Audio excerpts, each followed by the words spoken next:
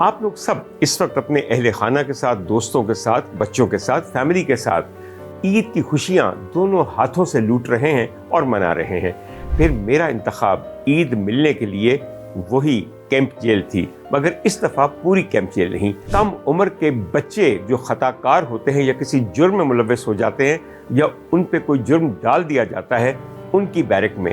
آپ یقیناً اسکرین پہ سلاخوں کے پیچھے ان سہمے ہوئے، دبکے ہوئے پاکستان کے مستقبل کے امینوں اور معماروں کو دیکھ رہے ہوں گے۔ سپرنٹینڈنٹ جیل ظہیر ورک صاحب، ڈپٹی سپرنٹینڈنٹ کاشف سیف صاحب اور دیگر باقی پورا عملہ اس طرح مجھے ملا کہ جیسے کوئی عید پہ اپنے بھائی کو ملتا ہے۔ خواتین و حضرات، لاؤڈ سپیکر کی ایک اور ایپیسوڈ ہے، اور صرف ایک اور ایپیسوڈ نہیں ہے بلکہ عید اسپیشل ایپیسوڈ ہے۔ آپ لوگ سب اس وقت اپنے اہل خانہ کے ساتھ، دوستوں کے ساتھ، بچوں کے ساتھ، فیملی کے ساتھ عید کی خوشیاں دونوں ہاتھوں سے لوٹ رہے ہیں اور منا رہے ہیں۔ میں چونکہ اکیلا رہتا ہوں اور اللہ کا شکر ہے کہ میرے بچے بحفاظت اپنے اپنے کاموں میں امریکہ کے مختلف شہروں میں لگے ہوئے ہیں، تو مجھے احساس تنہائی دور کرنے کے لیے کسی کو عید ملنے ضرور جانا تھا۔ میں نے سوچا کہ کن کے پاس جاؤں۔ مجھے اپنے دوستوں سے اب شاید وہ محبت نہیں رہی جو پہلے تھی، اس لیے کہ جیل میں میرے گزارے ہوئے کچھ مہینوں نے ان کی اصلیت کو مجھ پہ ظاہر کر دیا ہے، اور جب آپ کسی کی اصلیت جان جائیں تو اس کے بعد دھوکہ کھانا بڑی بے وقوفی کی بات ہے۔ بہر طور میں نے ایک دو دفعہ سوچا، اور پھر میرا انتخاب عید ملنے کے لیے وہی کیمپ جیل تھی، مگر اس دفعہ پوری کیمپ جیل نہیں۔ میں اس کے آج ایک ایسے حصے میں گیا جسے آپ اور میں کہتے ہیں جووینائل اوفینڈرز بیرک۔ کم عمر کے بچے جو خطا کار ہوتے ہیں یا کسی جرم میں ملوث ہو جاتے ہیں یا ان پہ کوئی جرم ڈال دیا جاتا ہے، ان کی بیرک میں۔ خواتین و حضرات، یہ وہ بچے ہیں جن کی عمریں 7 سال سے لے کر 17 سال ہیں۔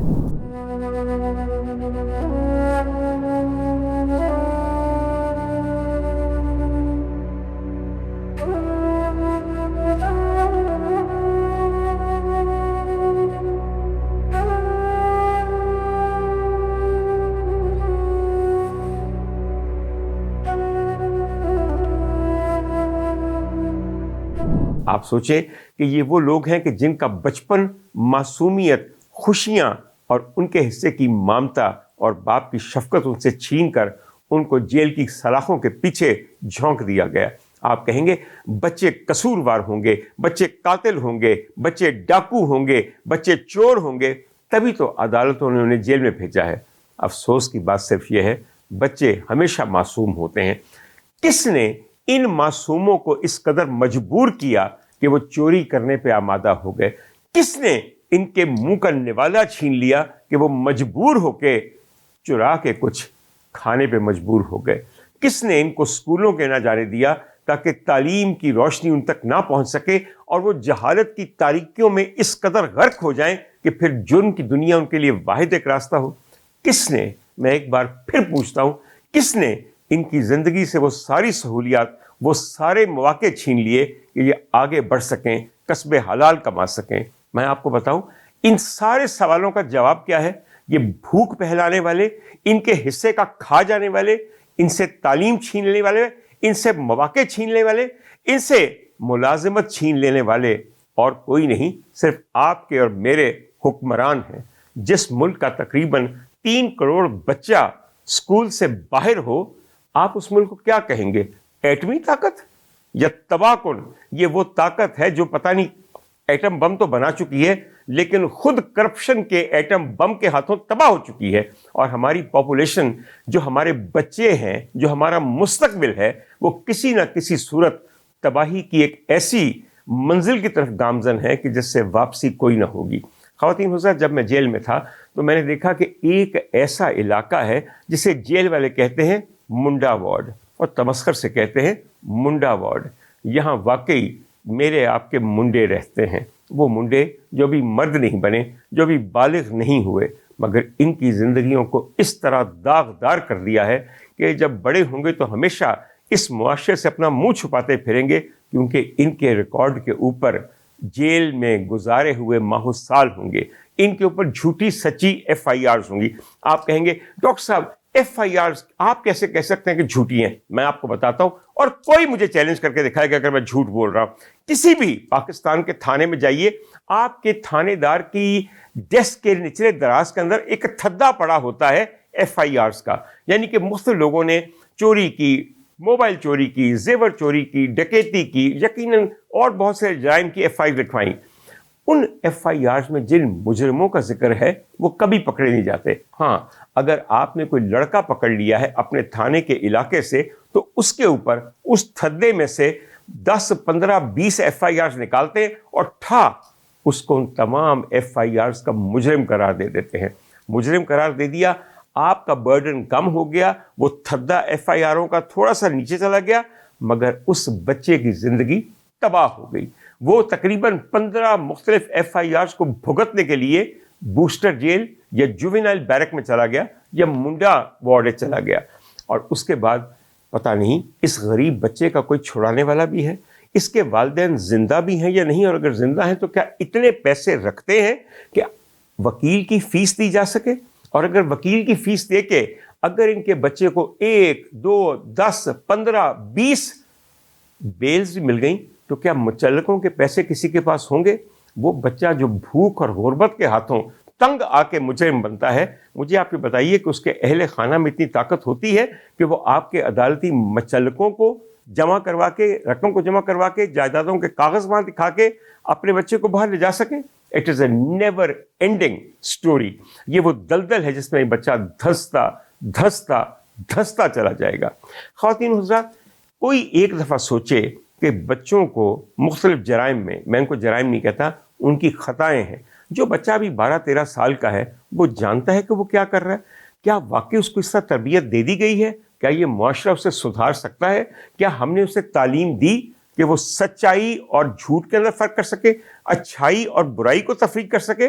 कतई नहीं दी। जब हमने उसको ये तमीज़ ही नहीं दी, जब हमने उसको सिवाय भूख, नंग, जहालत और गुर्बत के कुछ और दिया ही नहीं है, तो फिर उससे तवक्को क्या रखते हैं आप लोग? और तवक्को नहीं रखते तो फिर अदालतें हमारी उनको 5-5 साल, 10-10 साल तक जेल क्यों भेज देती हैं? और निकालने का क्या जरिया रहता है? और असल में काम तो पुलिस वाले करते हैं।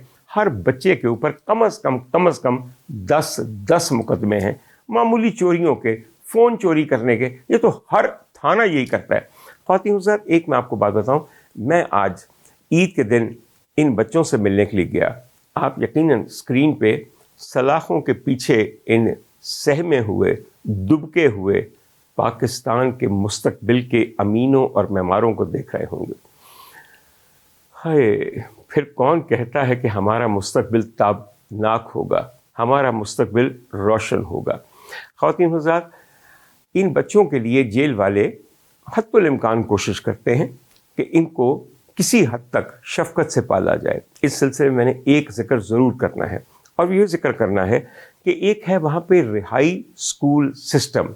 जब तक ये बच्चे कैंप जेल में, या पंजाब की तकरीबन 20 और जेलें हैं 10 अजला में, जब तक बच्चे वहाँ पे कैदी होते हैं तो इनकी पढ़ाई लिखाई का बहुत उम्दा इंतज़ाम रिहाई स्कूल सिस्टम करता है। और मैं बड़ा खुशकिस्मत हूँ कि इसके जो बानी हैं, जिनका नाम अदील शेख साहब है, वो मुझे मेरे जेल के स्टे के दौरान कई दफ़ा मिले और मैंने उन्हें एक बेइंतहा नफीस आदमी पाया। वो सिर्फ अकेले नहीं हैं, उनके साथ उनकी बेगम है जिनका नाम है सैयदा फरा हाशमी। ये दोनों मियाँ बीवी बुनियादी तौर पर सहाफ़ी हैं, और आज से तकरीबन 25 साल पहले इन्होंने स्कूल का सिस्टम एक शुरू किया जो जेल में कैदी बच्चों को तालीम देता है। रिहाई स्कूल सिस्टम इसका नाम है। और असल में रिहाई का नाम यूँ है कि जब ये बच्चे अपनी कैद से रिहाई पाएंगे तो सिर्फ कैद से रिहाई नहीं पाएंगे, बल्कि उम्मीद है कि जहालत से भी रिहाई पाएंगे। इनके हाथ में कस्बे हुनर, कोई ना कोई हलाल रोज़ी कमाने का ज़रिया भी होगा। यानी कि मुख्तलिफ़ चीज़ें हैं जो इन बच्चों को सिखाई जाती हैं, और मुख्तलिफ़ बच्चों को स्कूल सिस्टम के तहत साल ब साल पढ़ा के अगली जमात में ले जाया जाता है। और इस तरह कम अज़ कम जेल में रह के ये तबाही की दलदल में मज़ीद नहीं धंसते, बल्कि ज़ेवर तालीम से आरास्ता होते हैं। मैं आपको इनकी भी कुछ तस्वीर दिखा रहा हूँ ताकि आपको पता चले कि हर जगह सिर्फ बुराई नहीं है, अच्छाई भी है। अच्छा, अब आपको एक और बात बताऊँ। जब मैं जेल गया तो बहुत सारी यादें अपने साथ एकदम से एक बारात बन के मेरी तरफ आ गई। ایک بات میں آپ کو بتانا چاہتا ہوں، میں بہت خود غرض آدمی ہوں اور اپنا پوائنٹ پروف کرنے کے لیے میں کسی حد تک جا سکتا ہوں۔ جب میں جیل میں تھا تو میرے ہی دوست، میرے ہی کولیگز، میرے ہی عزیز جو منہ میں آتا تھا وہ بکواس کرتے رہتے تھے۔ میں نے آ کے اپنے بارے میں کیا کیا سنا ہے، یہ صرف میرا حوصلہ اور میرا کلیجہ ہے کہ میں برداشت کر گیا ہوں۔ میرے اپنے ہی دوست کہتے تھے چنگا ہویا ہے، بڑا بولدا سی، جیل چلا گیا ہے، چنگا ہویا ہے، چنگا اتھے 4-6 مہینے رہے اور رہو تسی اپنی اولاداں دے نال ہمیشہ۔ تواڈے واسطے تے آزاد معاشرہ بھی جانا جیل ہے۔ تسی اپنی برائیاں دے ایسے کہہ دو، اپنی منافقت ایسے کہہ دو کہ تانوں آزاد کون کرے۔ اس کے علاوہ خواتین حضرات، میں نے ایسے لوگوں کو بھی سنا کہ جنہوں نے میری فیملی کو، میری بہن کو، میرے بچوں کو یہ کہا ڈاکٹر اندر جا کے بھی باز نہیں آ رہا، بولی چلی جاندہ ہے، بولی چلی جاندہ ہے۔ میں پوچھتا ہوں کب مجھے سننے کے لیے آئے تھے، اور کب میں نے کہا تھا کہ میں نے بولنا بند کر دینا ہے؟ یہ کب میں نے یہ دعویٰ کیا تھا کہ میں جو بولتا ہوں اس سے پیچھے ہٹ جاؤں گا اور سچ چھوڑ کے جھوٹ بولنا شروع کر دوں گا؟ یہ جھوٹ کے پروردہ جو سارے لوگ ہیں نا، یہ ہمیشہ یہی سمجھتے ہیں۔ اور ہاں، میرے کوئی ایک صاحب تھے جاننے والے جو اتفاق ہسپتال میں ہڈیوں کے آپریشن کرتے ہیں، ان کے بارے میں تو مجھے خبر ملی تھی۔ ویسے تو داڑھی واڑی رکھ کے انتہائی بڑا منافق ہو، مگر انہوں نے میرے بارے میں یہ کہا کہ ڈاکٹر صاحب تو اندر بھی چپ نہیں کر رہے، اور تو چولا سارے زمانے دیا، تیرے میں کی کہاں خوش آمدی سارے زمانے دا، تلے چٹ چٹ کے تو اتنے تک رہ تک بیٹھا ہے، تیری زندگی آئی ہے بے غیرتی نال عبارت۔ آئی سمجھ آپ کو میری بات کی؟ اور دوسری بات میں آپ کو ایک اور بات بتاؤں، لوگ مجھے اب بتاتے ہیں کہ آپ کے متعلق یہ کہا، آپ کے متعلق یہ کہا۔ اداکارہ ریما میری دوست ہیں۔ بڑی مزے کی بات ہے کہ ایک دن ان کی اور میری ایک مشترکہ سہیلی ہیں ڈاکٹر سامیہ، ان کا مجھے فون آیا تو باتوں باتوں میں ذکر ہوا کہ تمہارے ساتھ یہ ہوا وہ۔ میں کہا جی میں بالکل ٹھیک ہوں، مگر میں نے گلہ کیا۔ میں نے کہا جی 4 مہینے میں جیل میں رہا، 4 مہینے مجھے جیل سے آئے ہوئے ہو گئے ہیں۔ کبھی مجھے ریما نے ایک دفعہ فون کر کے نہیں پوچھا کہ ڈاکٹر صاحب کیا حال ہے، خدا نہ خواستہ کوئی تکلیف تو نہیں، باہر آ گئے ہیں، اب کوئی تنگ تو نہیں کرا؟ کبھی نہیں۔ اس لیے کہ لوگ جیل جانے والوں سے اور حکومت وقت کے ماتوب لوگوں سے ایک دم سے پیچھا چھڑا کے سیف زون میں چلے جاتے ہیں۔ اس کے بعد مجھے پتا تھا کہ یہ گلہ اداکارہ ریما تک پہنچے گا، اور جیسا میں نے سوچا تھا کچھ دن بعد ان کا مجھے فون آیا۔ مجھے ان سے کوئی گلہ نہیں، مگر جب انہوں نے یہ کہا کہ ڈاکٹر صاحب دراصل میں آپ سے ملنے آنا چاہتی تھی، مگر میں نے فلاں سے پوچھا تو انہوں نے کہا نہ ریما تم وہاں نہ جانا، بڑی مشکل ہوتی ہے۔ میں نے ریما سے اتنا پوچھا، میں نے کہا ریما جن صاحب نے آپ کو یہ مشورہ دیا تھا، جن صاحب نے آپ کو یہ مشورہ دیا تھا، آپ نے ان سے پوچھا کہ کیا کبھی وہ مجھے ملنے کے لیے آئے؟ ان کو کس مشکل کا سامنا کرنا پڑا؟ کس بنیاد پہ انہوں نے آپ کو روکا اور آپ کس بنیاد پہ رک گئیں؟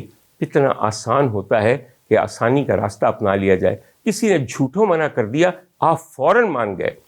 اور ریما کئی دفعہ دعویٰ میرے سامنے کرتی تھی کہ میں تو اس زمانے کے اندر نواز شریف صاحب کو ملنے چلی گئی تھی کوٹ لکھپت جیل، جبکہ وہ حکومت وقت کے ماتوب تھے اور ان کی وزارت عظمیٰ جا چکی تھی۔ مگر پھر مجھے بھی تو عقل کرنی چاہیے۔ میں میاں محمد نواز شریف سابق وزیر اعظم پاکستان نہیں ہوں، میں ایک معمولی پاکستانی ہوں، اور ہمیں کوئی پوچھے یا نہ پوچھے کوئی فرق نہیں پڑتا۔ اللہ کا شکر ہے کہ مجھے کسی کے پوچھنے کی ضرورت نہیں۔ ایک میرے دوست ہیں، انہوں نے میری بہن کو یہ کہا بی بی ساڈے کولو آلہ نہیں جیڑا تیرے بھرا دا منہ بند کر سکے، اس وجہ نال جیل چوں تقریراں کردا پھردا ہے، جیل چوں لڑدا ہے، جیل چوں گالاں کڈدا ہے۔ کس قدر عمدہ افسانے بنائے سب لوگوں نے۔ میری بہن اس بات کی شاہد ہے کہ اس نے کئی دفعہ یہ گھٹیا جملے میرے ہی سو کال دوستوں سے سنے۔ آج جیل جانے کا یہ مقصد تھا کہ میں وہاں جا کے پورا ایک عید کا پروگرام ریکارڈ کروں اور آپ کو بتاؤں کہ میرے ساتھ جیل کے سٹاف کا رویہ کیا تھا۔ اللہ کا شکر ہے کہ 3 کیمروں کے ساتھ اور ایک پوری ٹیم کے ساتھ میں صبح جیل گیا ہوں عید کے دن، اور جس طرح میرا استقبال وہاں پہ کیا گیا ہے، آپ یقین کیجئے میں اپنے سابقہ سسرال میں بھی جاؤں تو میرا ویسا استقبال نہ ہو۔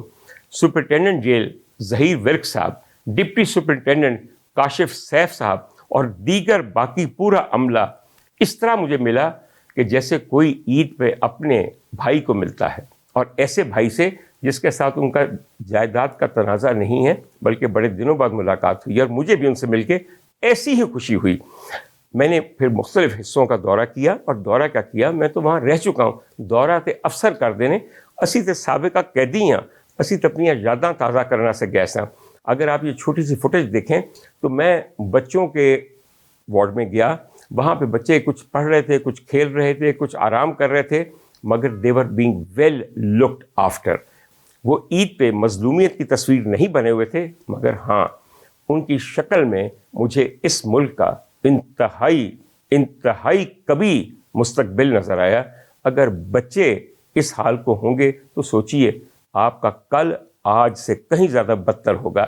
مگر پھر ایک بات میں نے کہی، میں نے اپنے سپرنٹینڈنٹ صاحب کو کہا کہ سپرنٹینڈنٹ صاحب وہ جگہ میں نے آج وزٹ کرنی ہے جہاں آپ نے مجھے مہینوں رکھا، کیونکہ اس سے بہتر جگہ میرے پروردگار نے میرے لیے، آپ یقین کیجئے میں کیا بتاؤں، جیل میں اگر کوئی جنت نظیر جگہ تھی تو وہ تھی جہاں مجھے رکھا گیا، میرے پروردگار نے رکھا۔ آپ بھی دیکھیے، یہ چھوٹی سی ویڈیو ہے، میں اپنے بیڈ کے قریب کھڑا ہوں اور میرے ساتھ سپرنٹینڈنٹ صاحب کھڑے ہیں اور میرا بیڈ کا نمبر تھا 23۔ آج اس پہ کوئی نہیں تھا اور میں نے سپرنٹینڈنٹ صاحب کو پوچھا کہ اب آپ نے جگہ خالی رکھی ہے؟ تو کہنے لگے ڈاکٹر صاحب تواڈے جان تو بعد ہن سانو خالی ہی رکھنی ہے، تواڈے ورگا کوئی ہور آیا نہیں۔ آ جائیں گے سپرنٹینڈنٹ صاحب، آج کل ماشاءاللہ تقریباً 2/3 پاکستان کی آبادی جیلوں کی ہوا کھائے گی، منہ کھولنے کی پاداش میں، سچ بولنے کی پاداش میں، اظہار آزادی حق رکھنے کی پاداش میں، اور وغیرہ وغیرہ۔ خواتین و حضرات، آخر میں آپ کو دکھانا چاہتا ہوں کہ آج عید کے دن ہمارے محکمہ جیل خانہ جات نے اپنے قیدیوں کے لیے کس قدر عمدہ انتظام کیا تھا۔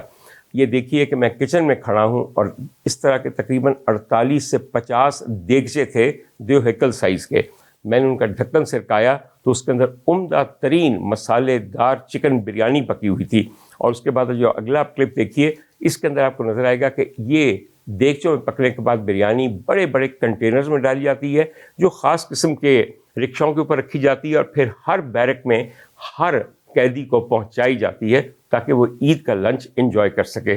خواتین و حضرات، 7000 سے زیادہ قیدیوں کو وقت پہ کھانا دینا بھی ایک کار خیر ہے جو کہ جیل کا عملہ کرتا ہے۔ خواتین و حضرات، آخر میں صرف اتنا کہوں گا کہ اگر آپ چاہیں تو جیل میں قید بچوں کے لیے عطیہ کر سکتے ہیں، اپنی زکوٰۃ، صدقہ اور خیرات دے سکتے ہیں، اس لیے کہ ان بچوں کو جیل سے نکلنے کے لیے کئی دفعہ صرف چند ہزار روپے چاہیے ہوتے ہیں، اور ان چند ہزار روپوں کی وجہ سے ان کی ضمانت نہیں ہوتی، مچل کے نہیں بھرائے جاتے، کیونکہ کئیوں کے والدین یا تو الگ ہو گئے ہوتے ہیں یا ان میں سے ایک مر گیا ہوتا ہے، ماں بیوہ ہو چکی ہوتی ہے، اس پہ بوجھ ہوتے ہیں باقی بچوں کے۔ صرف ایک آپ کو بات بتاؤں، جن چیزوں پہ اور جن لوگوں پہ خرچ کرنا بہت احسن ہے، ان میں سے ایک مسافر بھی ہیں اور ایک قیدی بھی ہیں۔ میں آپ کو ایک بات بتاؤں، بی بی فضہ کا نام آپ نے سنا ہوگا۔ بی بی فضہ سیدہ کائنات میری آقا زادی حضرت بی بی فاطمہ سلام اللہ علیہا کی ایک خاص باندی تھیں جو کہ حبشہ سے آئی تھیں۔ جب انہوں نے دیکھا کہ آقا زادی کا آخری وقت قریب ہے تو انہوں نے کہا بی بی مجھے کوئی ہدایت دے دیں، مجھے کوئی نصیحت یا وصیت کر جائے۔ تو بی بی نے کہا فضہ، اگر کہیں کبھی قیدی دیکھو اور دنیا ان کے اوپر پھپتیاں کستی ہو تو ان کا ذرا خیال کرنا، ان کو پانی پلانا، کھجوریں دینا، اگر ان کے ننگے سر ہوں تو ان کو ڈھانپ دینا۔ پھر وہ وقت آیا جس کا پتہ تھا میری آقا زادی کو کہ شام کا بازار ہے اور کربلا کی اسیر بیبیاں، نبی زادیاں، امام زادیاں ننگے سر زنجیروں میں جکڑی ہوئی پیدل لے جائی جا رہی ہیں ننگے پاؤں، اور ایک زمانہ کہہ رہا ہے کہ یہ کون ہے، یہ کون ہے؟ تو آگے سے ظالم سپاہی کہتے ہیں یہ یزید کے باغی ہیں، حکومت وقت کے باغی ہیں، یہ حق پہ اڑے ہوئے ہیں، یہ باطل کے اوپر، جھوٹ کے اوپر، کفر کے اوپر بیعت نہیں کرنا چاہتے، دیکھ لو ان کی حالت۔ بی بی فضہ سوق حمیدہ میں کھڑی برسوں سے انتظار کر رہی تھی کہ اپنی بیوی کی بتائی ہوئی نصیحت پہ عمل کروں۔ جب بیویاں سامنے سے گزری ہیں تو انہوں نے ننگے سروں میں اپنے بال سامنے کیے ہوئے تھے تاکہ ان کی حیا قائم رہے، انہوں نے بڑھ کے ان کے سروں پہ دوپٹے دیے، ان کے سوکھے ہونٹوں کے لیے پانی کا ایک ایک پیالہ پیش کیا اور کچھ کھجوریں پیش کی۔ تو ایک بی بی جو ان کی قائد لگتی تھی اور اس کے جاہ و جلال پہ نظر نہیں ٹھہرتی تھی، اس نے کہا کہ اے بی بی، اے مہربان بی بی، ہم اس حال میں ہیں، ہم تمہارے لیے کچھ نہیں کر سکتے، ہمارے حال اس وقت ابتر ہے، مگر احسان کے بدلے تمہارے لیے ہم دعا کے ہاتھ اٹھا سکتے ہیں۔ اور آپ کیا جانیے وہ کس کے ہاتھ تھے جو دعا کے لیے اٹھنے تھے؟ بی بی فضا نے کہا اگر میرے لیے دعا کے ہاتھ اٹھانے ہیں تو میری دعا یہ ہے کہ جب میں اپنی بیوی کو مدینے میں چھوڑ کے آئی تھی تو ان کے صحن میں 2 چاند دمکتے تھے کہ جن کی چمک کی نظیر نہیں ملتی، اور ایک چاندنی چٹکی رہتی تھی، جو چاندنی تھی وہ اپنے باپ کی زینت تھی، اس کو زینب کہا جاتا تھا۔ اور باپ کون؟ حیدر کرار، شاہ یزداں، شاہ مرداں، خیبر شکن، اسد اللہ، جناب حضرت علی مرتضیٰ۔ اور جو 2 شہزادے چاند کی طرح دمکتے تھے ان کا نام حسن اور حسین تھا۔ میرے لیے دعا کیجئے کہ میں ایک دفعہ مرنے سے پہلے ان کو دیکھ سکوں اور اپنا کلیجہ ٹھنڈا کر سکوں۔ اس بی بی نے بال ہٹا کے نظریں اٹھائیں اور نیزے پہ ٹنگا ہوا سر انگلی سے اشارہ کیا اور کہا بی بی وہ جو سر نظر آتا ہے وہ حسین کا ہے، اور وہ جو چاندنی آقا زادی کے آنگن میں چٹکی رہتی تھی وہ میں ہوں، زینب۔ تو حضور والا اور کچھ نہیں تو اپنے دل میں اس لیے قیدیوں کے لیے رحم پیدا کیجئے کہ وہ بڑے مجبور ہوتے ہیں، ضروری نہیں کہ وہ مجرم ہوں، وہ محض ملزم بھی ہو سکتے ہیں۔ یہ بچے جو وہاں سے باہر آ جائیں ان کو ہمیشہ کے لیے یہ نہ سمجھیں کہ ان کے اوپر ایک ایسا داغ لگ گیا ہے کہ ہر قسم کے دروازے ان پہ بند کر دیے جائیں۔ میری بات پہ غور کیجیے گا کہ جو خوشیاں آپ منا رہے ہیں اگر محض کھوکھلی خوشیاں ہیں تو انہیں خوشیاں نہیں کہنا چاہیے، انہیں کچھ اور کہنا چاہیے۔ تو خواتین و حضرات، میں آخر میں صرف یہ کہنا چاہتا ہوں کہ جب کوئی آدمی منظر عام پہ نہ ہو تو اس کے بارے میں اپنے منہ سے پیچش نہ جاری کر دیا کریں، شرم کیا کریں۔ اس نے باہر آ ہی جانا ہوتا ہے اور آ کے اس نے آپ کا پول کھول دینا ہوتا ہے۔ آج میری یہ کوشش تھی، میں نے اندر جا کے پورا ایک پروگرام ریکارڈ کیا جو بہت جلد آپ کے سامنے ہوگا اور یوٹیوب پہ موجود ہوگا۔ آپ صرف رویہ دیکھیے گا جیل سٹاف کا میری طرف، اور پھر پتہ چل جائے گا کہ ڈاکٹر عمر عادل چپ کیوں نہیں کر رہا، وہ آلہ کیوں نہیں ملتا جس سے اس کی زبان بند کی جا سکے، اندر بیٹھ کے بھی بہت گالیاں دیتا ہے۔ اگر آپ حق گوئی گالیاں دیتے رہیں گے، میں اندر ہوں یا باہر ہوں، میں نے دیتے رہنا ہے، اور جن کو واقعتاً گالیاں پڑھتی رہنی ہیں ان کو میری گالیاں دینے کی حاجت نہیں۔ انشاءاللہ تعالی خلق خدا اور خود میرا پروردگار اس معاملے میں خود کفیل اور مختار ہے، ان کو ایسی گالیاں لگیں گی، ایسی بددعائیں لگیں گی کہ نشان عبرت بن جائیں گے۔ خواتین حضرات، آخر میں ایک چھوٹا سا کلپ دکھا رہا ہوں۔ میں جب وہاں پہ ہسپتال میں گیا تو وہاں پہ میرے کچھ پرانے مریض ملے، اور جس طرح وہ بزرگ میرے ساتھ چپک گئے مجھے احساس ہوا کہ سب سے زیادہ کمی اس معاشرے کو، وہ اندر ہو یا باہر ہو، محبت کی ہے، اور سب سے زیادہ گرانی اس وقت خلوص اور محبت کی ہے۔ آپ کو باقی چیزیں تو مل جاتی ہیں ملاوٹ شدہ، مہنگی یا گراں، مگر اب یہاں محبت اور خلوص اور سچائی ہے ہی نہیں، یہ منڈی ان سے آ رہی ہے۔ میرے ساتھ رہیے، انشاءاللہ تعالی ایک اور ایپیسوڈ میں بہت جلد آپ کی خدمت میں حاضر ہوں گا لاؤڈ سپیکر کے ساتھ۔ خدا حافظ۔